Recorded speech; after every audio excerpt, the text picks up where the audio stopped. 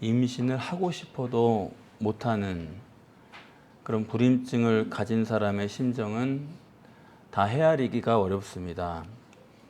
인간의 생존 본능이요, 또 영적 본능은 생육하고 번성하는 것입니다. 그게 안 되는 사람은 행복이 없는 거예요.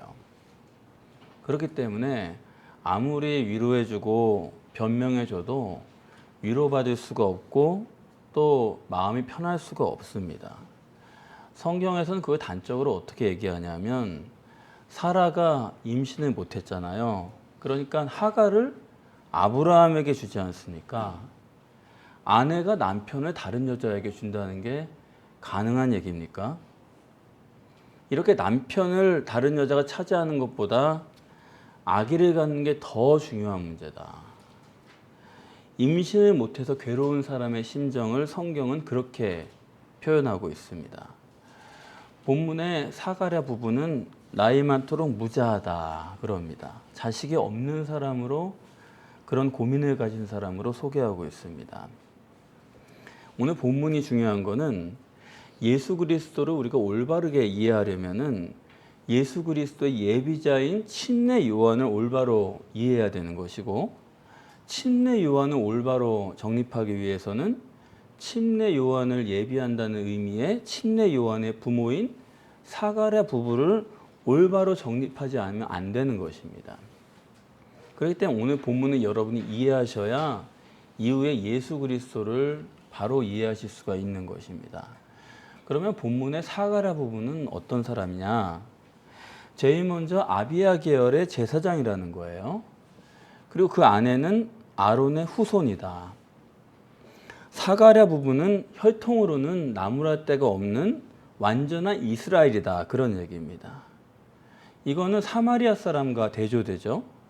사마리아 사람은 혈통이 좋지 못하다고 해서 그 땅으로 지나다니지도 않아요. 그러나 사가랴 부부의 혈통은 정통 중의 정통이다.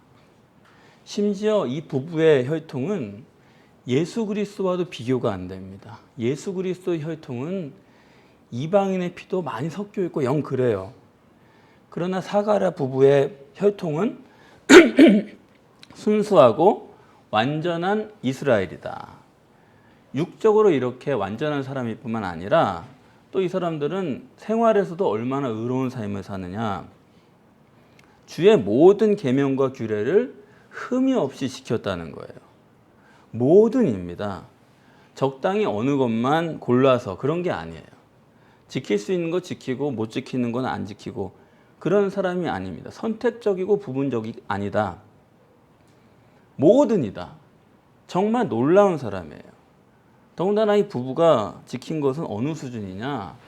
흠이 없대요. 이거는 사람이 보는 게 아닙니다. 사람이 평가하면은 어느 한때만 보고서 저 사람이 의롭다, 선하다 그럴 수 있지만은, 그렇죠? 멀리서 보면 의인인데 가까이서 보면은 그렇지 않다. 뭐 그러잖아요. 그런 사람의 얘기가 아닙니다. 이건 성경이고 하나님의 평가입니다. 이 사람들은 사람 면전에서만 의인이 아니다.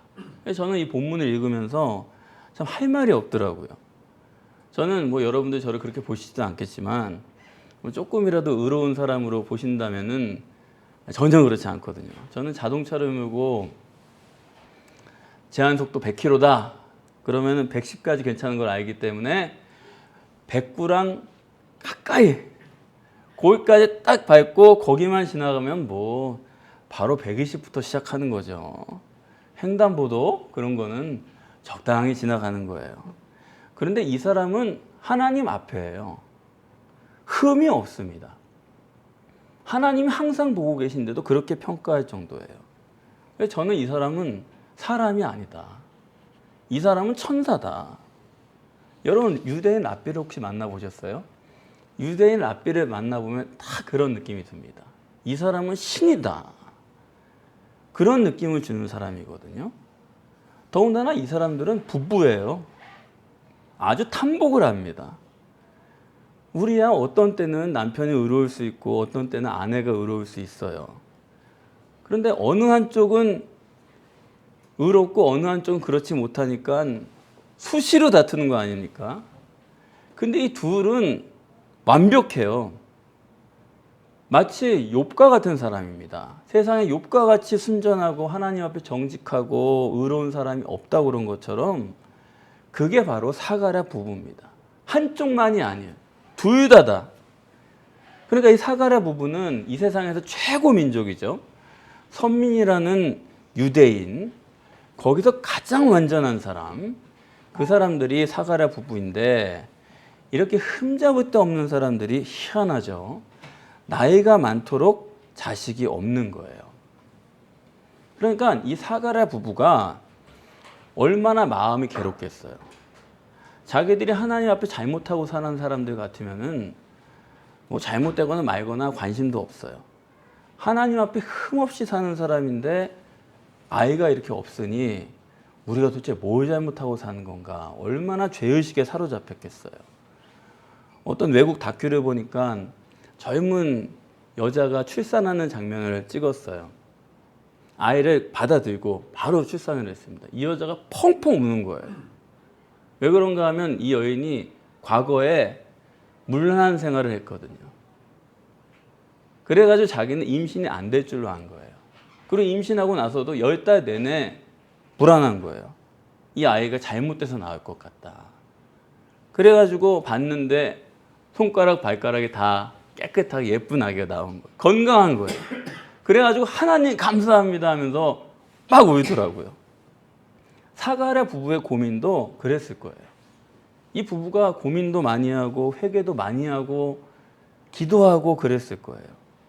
유대인들은 최고의 축복으로 여기는 게 아이를 갖는 거거든요. 하나님이 주신 제일 좋은 축복이다. 그렇게 하는데 아니 제사장 부부가 아이가 없으니까 어떻겠어요. 남의 눈도 있고 자기들의 죄의식까지 겹쳐가지고 이게 보통 힘든 게 아니죠. 그러면 하나님께서 이렇게 흠없는 사람들을 왜 이렇게 나이가 많도록 임신 못하게 하셨을까? 그 임신 못하게 하신 이유가 궁금한 거 아닙니까? 이 두 부부가 이 아기를 얻기 위해서 얼마나 기도를 했겠어요. 지금 유대인들이 세계에서 상당히 우수한 민족으로 꼽히는데 그건 정말 이유가 있습니다. 이 사람들은 아이를 갖기 위해서 오랫동안 기도를 해요. 결혼하자마자부터 아이를 위해서 기도를 합니다. 하나님 앞에. 누구처럼 그냥 우리 실수해가지고요. 그런 건 없는 거예요. 그리고 잉태하면은 10달 동안 하나님 앞에 또 기도해요. 이 아이를 어떻게 키워야 되겠습니까? 태교죠. 그러고서 출산을 해요. 여러분 그 아이를 그 사람들이 어떻게 키우겠습니까? 우수한 사람이 될 수밖에 없는 거예요. 그래서 이 사가랴 부부도 임신 못하는 기간이 이렇게 길수록 그건 뭐예요? 하나님은 이 부부로 하여금 단단히 준비를 하게끔 남들보다 더 간절하고 더 생각하고 그렇게 하도록 하는 것이 하나님의 뜻이라고 여겨집니다. 그런데 우리가 이런 것도 알아야 돼요. 하나님이 하나님의 목적을 위해서 나는 문제가 없는데 그렇게 하시지 않습니다. 나한테 문제가 있어요, 없어요? 있는 거지. 나는 문제도 없는 거를 하나님 목적만 이루시기 위해서 이렇게 힘들게 하지 않으세요. 욥도 그렇게 의인인 줄 알았는데 나중 가서 읽어보면은 욥이 문제가 있어요, 없어요? 있는 거예요. 그러니까 사가랴 부부 이퀄 완전한 이스라엘인데 문제가 없는 것 같은데 문제가 있는 거예요. 어떤 문제가 있느냐? 그것을 본문에서 정립하고 있습니다. 그들이 완전하게 지킨 게 뭐냐 하면 여기에 계명과 규례라고 했습니다. 계명과 규례. 뭐가 문제예요? 사가랴 부부가 지킨 거는 로고스를 지킨 게 아니에요. 로고스와 계명은 다른 겁니다. 계명과 규례예요. 사가랴 부부가 지킨 의의 기준이라는 것은 성경의 기준이 아니다 이겁니다. 예수님께서 마태복음 15장 6절에 너희들이 장로의 유전을 지키려고 성경을 폐하는도다. 그렇게 지적하신 것처럼 이 사람들이 지키는 건 유전의 문제예요. 전통, 보수, 트레디션. 그러니까 사가랴 부부가 완전히 지켰다는 거는 로고스가 아니에요. 우리 지난 시간에 데오빌로처럼 어디서 들은 거예요. 사람들로부터 전해 들은 거예요. 이런 게 신앙생활이다 들은 거예요. 그거를 지킨 거예요. 유전이고 전통이에요. 보수예요. 그걸 지켰다 이겁니다. 그래서 이런 걸 지키다 보면 어떻게 되냐면 여기 본문에도 나온 것처럼 사가랴 부부가 그것을 행했다고 했는데 이 헬라어 단어는 포리오마이라는 겁니다. 포리오마이는 운반했다라는 뜻이에요. 이게 뭐냐면 이 상자라는 게 누가 운반을 하잖아요. 그거는 상자에 뭐가 들었는지는 모릅니다. 상자를 옮겨야 되니까 여기서 저기로 옮기는 거예요. 그런 것처럼 내용은 모르고 그거를 저기다 갖다 놨다 이거예요. 여기 완전하게 지켰다라는 의미는 뭐냐면 이걸 의미를 깨닫고 지켰다는 얘기가 아니에요. 이 포리오마이라는 단어를 특별히 쓴 거는 그냥 문자적으로 그대로 지켰다 이거예요. 뜻은 몰라요. 하려니까 했다 이거예요. 좋은 거니까 했다 이거예요. 이걸 뭐라고 그러냐면 율법주의라고 하는 것입니다.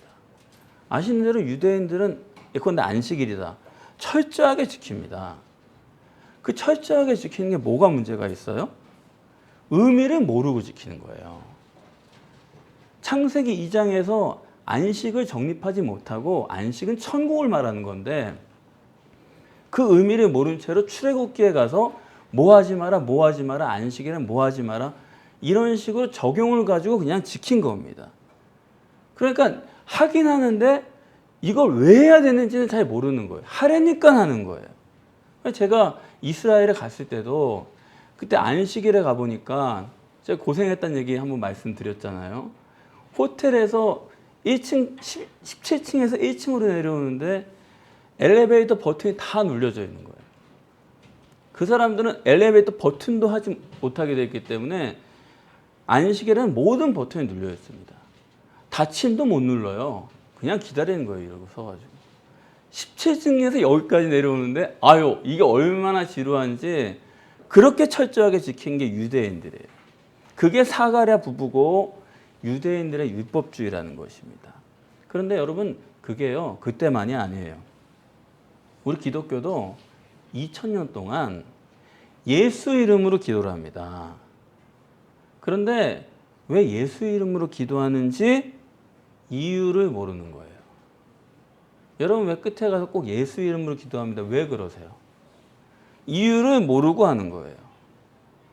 왜 하느냐? 예수님이 그렇게 하라고 했으니까 하는 거예요. 성찬식에서 왜 떡이 먼저냐? 잔이 나중이냐? 이유를 모르고 하는 거예요. 예수님이 그러랬으니까. 그거 안 되는 것입니다. 그게 사가랴의 문제고 기독교의 문제예요. 성경의 의미를 모르고 하는 것은 그거 여러분 절대 안 되는 겁니다. 의미를 모르시면 여러분 하시면 안 되는 거예요. 의미를 모르고 자꾸 하면은 자기 혼자 타성에 젖어가지고 하기는 찜찜한데 안 하자니 더 찜찜하고 그걸 자기가 의미도 모르고 계속 하게 되는 것은 그 사람은 결국 영원히 그 의미와는 관계가 없는 사람이 되는 것입니다. 그리고 여기 있는 이 흠이 없다는 이 단어 아멘프토이라는 단어인데 아라는 거는 부정의 의미 아닙니까? 멘프토스라는 거는 흠이 있다라는 뜻인데 아가 붙었으니까 흠이 없다예요. 다시 말해서 이 사람들은 육적으로 흠이 없는 사람들이다 그런 얘기인데 그건 뭐예요? 아가 붙으면 육적으로는 흠이 없지만 영적으로는 잘못된 흠이 있다 그런 얘기예요. 이건 우리밖에는 정립이 안 되는 얘기입니다. 다른 데서는 이걸 알 수가 없는 단어예요. 그래서 지난 시간에도 데오빌로도 마찬가지였잖아요. 그 사람이 배운 것이 확실하다. 스팔레스 이거는 갈대 같고 확신이 없고 그런 걸 말하는 건데 거기 아가 붙으니까 아스팔레스가 되니까 확실하다 그런 뜻이 됐는데 이거는 인간적으로 육신적으로 볼 때는 확고하다 확실하다 그러면 좋은 얘기지만 영적으로 볼 때는 데오빌로가 소리로 들은 것들이 다 영적으로 문제가 있는 거다. 아가 붙은 단어는 성경 그렇게 정립하는 거다. 그런 얘기를 하지 않았습니까? 그러니까 이 본문은 우리가 육적으로 볼 때는, 그냥 읽을 때는 이 사람들 흠이 없는 사람이구나 이렇게 읽혀요. 하지만 성경의 깊은 의미로 보자면 사가랴 부부는 육적으로는 흠이 없는데 영적으로는 흠이 있다. 유대교는 영적으로는 흠이 많다. 그런 얘기입니다. 이 사람들이 흠이 많다는 것을 오늘 본문에 어떻게 정립하냐면 유대왕 헤롯으로 정립하는 거예요. 야, 이 구절 하나하나가 정말 놀라운 본문의 의도입니다. 유대교요 사가랴의 율법주의를 유대왕 헤롯으로 정립하는 거예요. 지난 성탄절에도 우리가 잠깐 말씀을 나눴지만은 이 헤롯 왕은 우리가 성경적 의미로만 알 때는 형편없는 사람이죠. 그러나 역사적으로는 굉장히 위대한 사람 아닙니까? 이 사람은 겨우 25살에 로마로부터 총독을 임명받은 사람이에요. 그래서 로마에 대항하는 갈릴리를 정복하고 유다를 정복하고 예루살렘까지 함락을 해버린 사람입니다. 이 사람은 유대인의 왼수예요. 그리고 유대인도 아닙니다. 그런데 에돔 사람인데 이방인이 유대인의 왕노릇을 하는 거예요. 그렇다고 이 사람이 로마 사람도 아니에요. 그런데도 로마 사람이 이 사람을 유대인의 왕으로 세울 정도로, 그러니까 보통 위대한 사람이 아니에요. 보통 능력자가 아니에요. 정치가예요. 이방인만 아니면은 다윗과 같은 그런 사람이라니까요. 대단한 인물인데 이 사람이 또 뭐가 있냐면 성전을 지어준 거예요. 무려 46년에 걸쳐서 유대 사람들의 성전을 만들어줍니다. 그 성전이 얼마나 화려하고 위대한지 솔로몬 성전을 생각하는 사람들도 야, 그것도 헤롯 성전은 안 될 것 같다. 그런 정도예요. 그러니까 자기들을 정복한 이방인이 왕노릇하는데도 유대 사람들이 입도 뻥끗을 못하는 겁니다. 왜냐하면 이 사람들한테는 성전이 절대잖아요. 근데 그 성전을 얼마나 화려하게 지어줬는지 그 성전만 보면은 이 이방인이 왕노릇을 하는데도 유대 사람들이 마음이 녹아버리는 거예요. 그런 사람입니다. 그런데 이 헤롯 성전의 제사장이 사가랴인데, 그러면 이 사람은 누구의 제사장입니까? 헤롯이 만들고 헤롯이 주관하는 성전의 제사장이에요.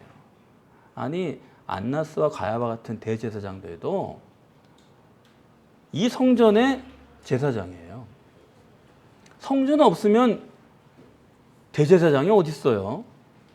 그러니까 이 사람들은 꼼짝없이 헤롯 성전의 제사장들입니다. 그럼 여러분 어떤 생각이 드세요?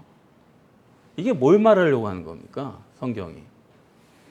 유대인들이 지금 열심히 지키는 율법적인 의, 또 문자적으로 지키는 의, 그런 가시적인 결과가 자기들은 있을 거예요. 성전에 가서 제사 드리고 자기들의 의를 다 행하고 그런 눈에 보이는 것들이 다 이루어지고 있습니다.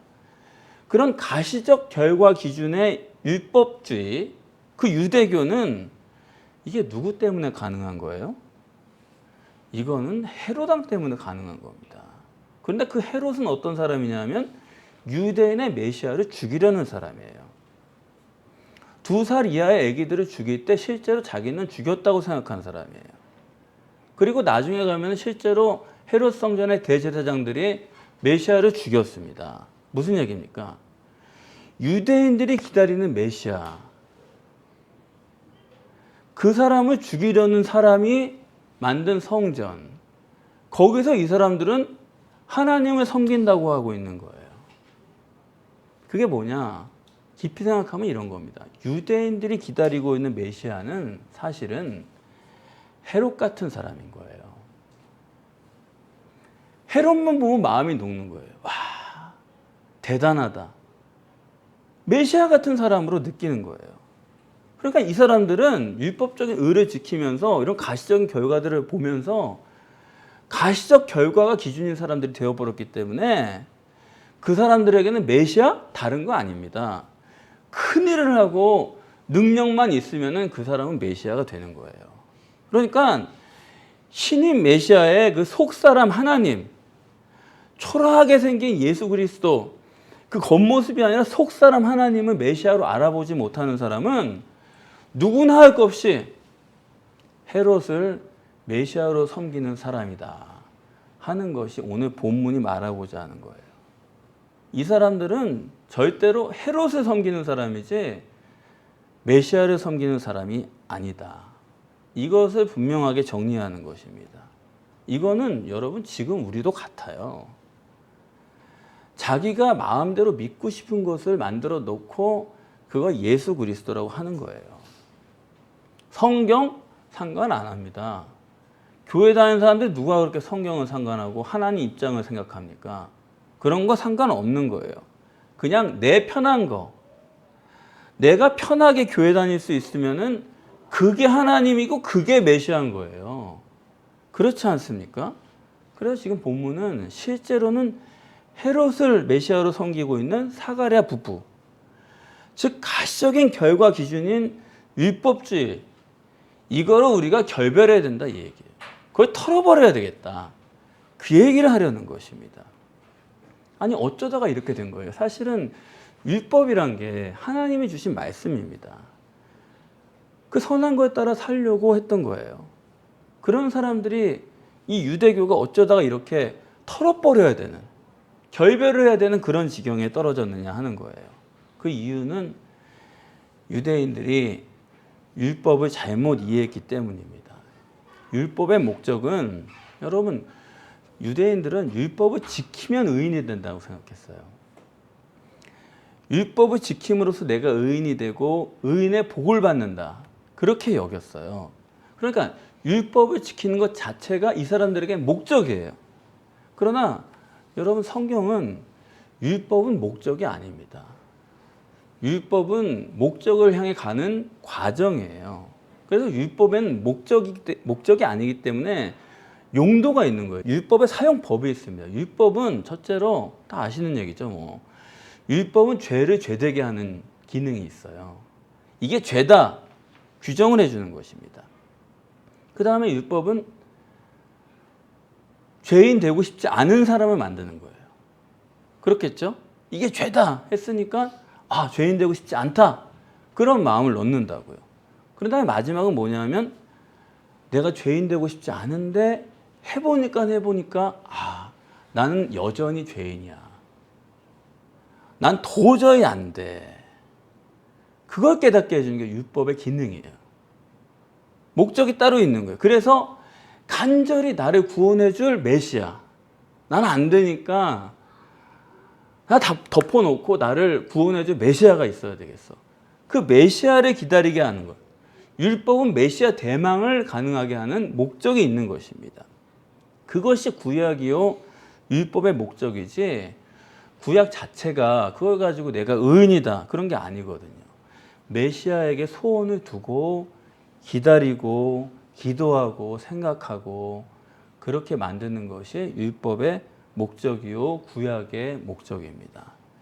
그걸 위해서 우리가 심령의 고민을 하고 메시아가 어떤 분인가 생각하고 성경적으로 메시아란 분은 어떤 분인지를 정립하고 그리고 메시아를 기다리게 하는 그것이 오늘 본문에 오랫동안 자식이 없는 사가랴로 정립하는 구약의 한계다, 그런 말씀이에요. 자식이 없으니까 이 자식이라는 게 메시아를 얘기하는 거예요. 사실은 간절히 기다리면 다른 게 다 있어도 이게 없으면 불행한 거니까 그 간절히 기다리는, 도저히 나로서는 안 돼요. 왜 안 될까? 하나님의 뜻은 뭘까? 생각하고 기도하고 회개하고 이런 시간을 보내는 거예요. 그러면서 메시아가 오기를 기다리는 거예요. 그런 거거든요. 그런데 그만 율법 지키는 것 자체를 목적으로 생각하니까 율법만 지키면 돼요. 그러니까 헤롯 성전에도 뭐든 관계없어요. 지킬 수만 있으면 돼. 옳든 그르든 그건 문제가 아니에요. 현재가 문제예요. 현재가 전부예요. 장차 오시는 메시아에 대한 생각도 이젠 없어요. 유대인들은 현재예요. 그래서 구약을 보시면 천국에 대한 얘기가 없지 않습니까? 현재 내가 율법을 지켜가지고 여기서 의인이 되고 의인의 복을 받고 율법만 지키면 된다. 이렇게 잘못 생각을 하게 된 거예요. 그래서 오실 메시아에 대한 내용이 성경에 있지만 그걸 보면서도 그야말로 얼렁뚱땅 정립을 한 거죠. 구약 성경을 보면 당연히 오실 메시아는 겉사람은 육체고 속에 계신 하나님이 진정한 메시아다. 영이 구원이다. 라는 걸 말하고자 하는데 그거를 바로 정립을 못한 거예요. 그래서 본문은 지금까지는 너희가 그렇게 됐는데 이제는 이걸 정리할 때가 왔다. 그런 얘기입니다. 결국 구약에서부터 하나님께서 준비하신 것은 메시아에 의한 구원이거든요. 그러면 구약을 정리하면서 여러분들은 오늘 본문에서 이런 생각을 안 해보셨습니까? 왜 침례 요한의 아버지가 해필이면은 제사장 사가랴일까? 혹시 그런 생각을 안 해보셨어요? 왜 그 중요한 예수 그리스도를 예비하는 사람의 아버지를 사람이 많은데 제사장으로 했을까? 선지자 사가랴면 어땠을까? 왜 하필 제사장일까? 무슨 차이입니까? 선지자로 하면은 전혀 다른 얘기예요. 사가랴가 선지자면요, 선지자란 거는 의를 위한 겁니다. 너희들 죄 안 짓고, 그러니까 피복음이죠. 너희들 죄 안 지어야 되고 정의롭게 살아야 되고, 선지자는 그걸 외치는 정의의 사도예요. 근데 제사장은 뭐 하는 사람이에요? 제사장은 의를 이루는 사람이 아니에요. 죄인을 데려다가 하나님과 화목케 하는 사람이에요. 죄인 데려다가 제사 드리고 하나님이랑 다시 화해하고 또 나도 지성소에 들어가서 하나님 만나서 교제하고 이런 사람이에요. 그러니까 이제 구약을 끝내고 신약으로 들어가는 이 찰나에 구약을 정리하는 이 사람이 제사장으로 했다는 건 뭐냐? 결국 우리가 기다리는 메시아라는 것은 하나님과의 화목을 위한 준비입니다. 메시아를 만난다는 것은 화목을 하는 거예요. 그게 바로 사가랴로 말하는 로고스입니다. 왜 하나님께서 침례요한의 아버지를 제사장으로 하셨을까 하는 것이고요. 두 번째는 왜 이 사가랴를 완전한 의인으로 하셨을까? 율법적으로. 근데 이제 아까 우리가 정립한 것처럼 이 사람이 율법적으로 흠이 없는 것 같지만은 사실은 흠이 있는 사람이잖아요. 흠이 없는 게 아니라. 그 증표로 나이 먹도록 임신을 못하는 거예요. 그렇죠? 그러니까 흠이 없는 것 같은데 흠이 있는 거예요. 영적으로 흠이 있는 거예요. 무슨 얘기냐? 하나님께서는 육적으로 완전한 사람을 요구하시는 게 아닙니다. 아무리 네가 육적이어도 육적으로 다 만들어 쌓아봐도 아니 사가랴라는 사람이 육적으로 더 이상 어떻게 완전해질 수 있는 사람이에요. 완벽한 사람이죠. 그런데 네가 육적으로 아무리 해봐도 영적으로는 흠이 있다. 그 얘기입니다. 무슨 말씀이냐면 하나님과 우리가 화목하려면은 제발 내 의를 포기하세요. 그래야 됩니다. 내가 의롭다는 게 여러분 기껏 해봐야 우리가 주일날 교회 오고 11조 좀 하고 봉사하고 그런 게 다 아니에요. 그 자랑을 포기하세요. 아, 11조 안 해도 되겠네요. 그런 얘기가 아니에요. 자랑을 포기하라는 얘기입니다. 그 하나님 관계성 속에서 드리는 거지 그거는 조금 더 자랑이 될 수가 없잖아요. 그러니까 그 의를 별것도 아닌 그거를 포기하기 전에는 여러분 절대로 하나님과 화목으로 못 가는 거예요. 뭘 의인인 척해요? 그런 사람 없습니다, 세상에. 왜 아직도 유대인들이 구원을 못 받느냐? 그 사람들이 제일 구원받기 어려운 거예요. 왜? 자기가 의인이라고 생각하기 때문에. 그렇기 때문에 여러분 제발 죄인 되십시오. 제발 죄인으로 그냥 사세요. 그냥 내가 할 말이 없습니다. 그래야 되는 거지. 탕자가 돼야 되는 거지. 내가 아버지라고 부를 수도 없습니다. 이런 자세여야 되는 거지. 절대로 형이 돼서는 안 되는 거예요. 형이 아버지 집에서 몇 가지 하는 거 그게 뭐가 대단한 일이에요. 그게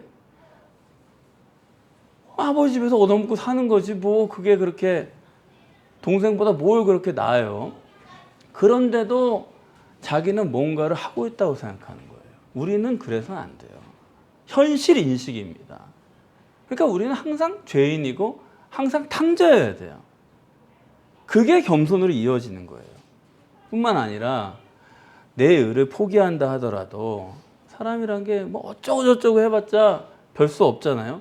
내가 나를 구원할 방법은 없는 거예요. 그렇지 않습니까?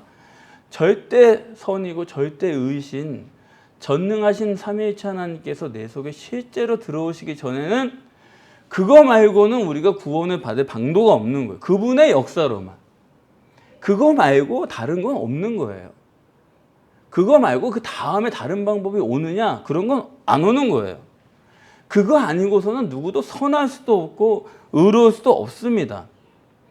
그런데도 사람들이 자꾸 자기가 자기를 의롭게 세울 방법을 찾는다고요. 내가 이렇게 좀 하면은 그래도 괜찮은 사람이 되겠지. 내가 이렇게 해야 그래도 인정을 받겠지. 아닙니다. 우리는요, 단 한 가지의 소원을 가져야 되는 거예요. 주여 오시옵소서. 오라 나는 곤고한 사람입니다. 주님이 내 속에 실제로 오셔야 됩니다. 실제로 오시면요, 그분으로 말미암아서 내가 하는 일, 내가 하는 말, 내가 하는 행동, 내가 있는 자리, 그 모든 게 선하고 의로워져요. 여러분이 생각하는 착하고 좋은 일이 그게 선하고 의로운 게 절대로 아닙니다. 그게 좋아 보여요? 아니요. 그 속을 계속 들여다보면 아니라니까요.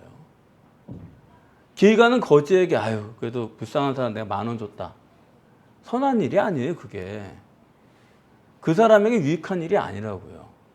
그 사람 가가지고 그걸로 이상한 거 약 사 먹고 이상한 짓 하고 그게 그 사람을 위한 거냐고. 그러니까 내가 잠깐 선하다고 생각하는 건 안 되는 거예요. 하나님이 내 속에 들어오셔서 나를 인도해가지고 그때그때 만나는 사람, 그때그때 대하는 일, 그때그때 내는 헌금 이런 것들이 그게 뭔지 모르지만 그게 선한 일이 될 수 있는 거지. 내 기준과 내 의를 가지고 하는 일들 그거 가지고 되는 건 아무것도 없는 것입니다. 그래서 실제로 여러분이 성령을 모셔드리기만 하면은 여러분이 그냥 아무것도 안 하고 어디 가서 앉아만 계셔도 그 자체가 이미 선과 의가 되는 거예요. 그리고 성령이 안에 계시면은 그분의 능력으로 실제로 우리가 세상을 이길 수도 있습니다. 여러분 얼마 남지 않은 우리의 삶입니다. 간절한 이 소원을 가지고 여러분들이 성령을 여러분 속에 실제로 모셔드려서 그분이 내 속에 내주하시고 그분의 능력으로 이 세상의 삶에서도 승리하시고 천국에 들어가셔서 하나님의 칭찬과 영접을 받으시는 영광된 그런 영생을 다 함께 누리실 수 있기를 축복합니다.